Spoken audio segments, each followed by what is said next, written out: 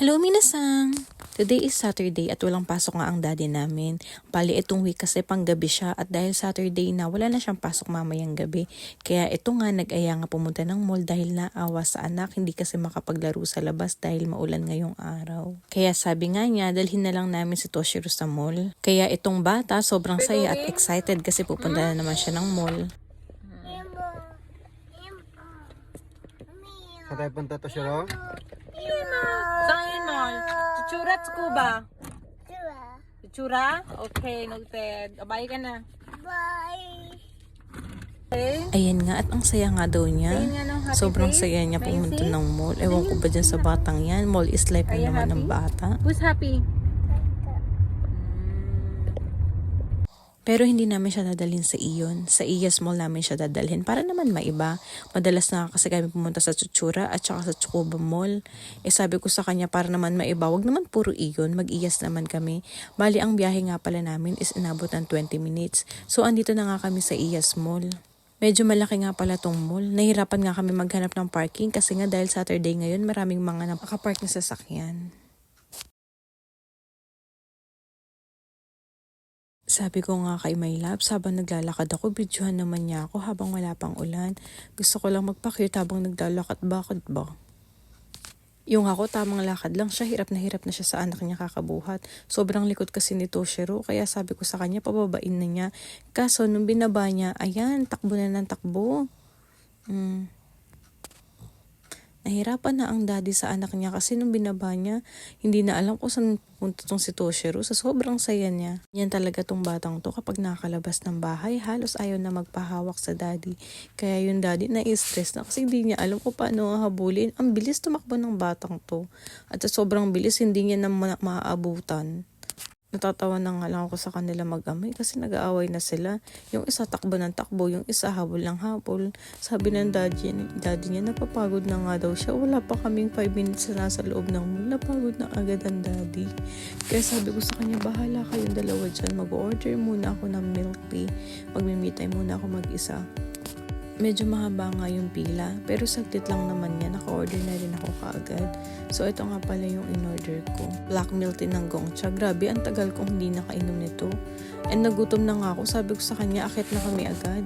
Ito nga pala in-order ko, takoyaki. Grabe, ang sarap talaga ng takoyaki. Pag pumunta kayo dito sa Japan, must try itong takoyaki.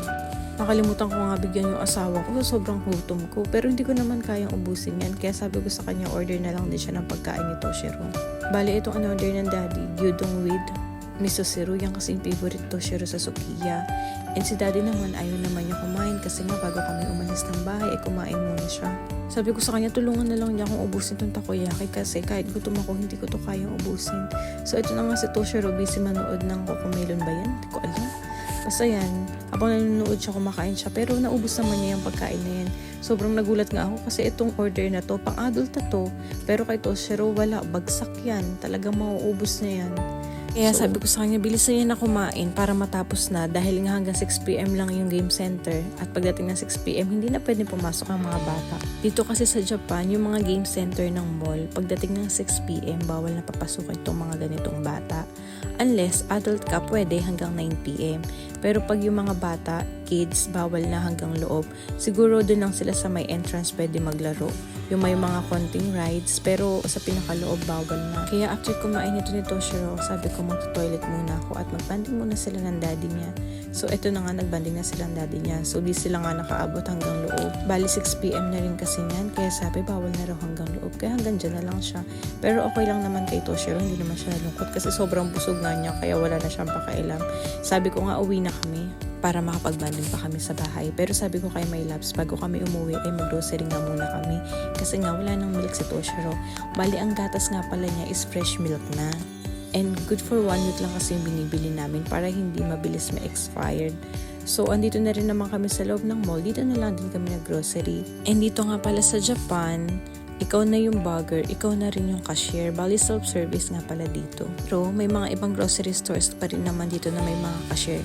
Pero ikaw pa rin ang magbabalot kasi nga walang bagger dito. Self-service, ganun talaga dito sa Japan. Sobrang high-tech and advanced nila.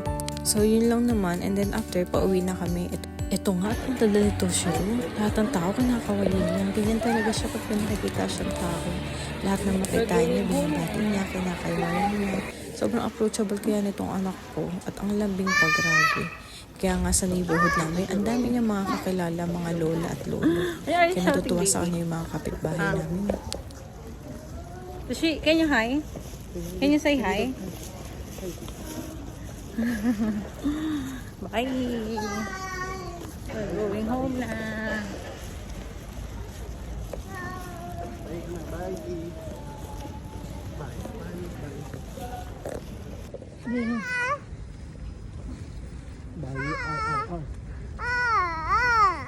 Dito tayo. Ito?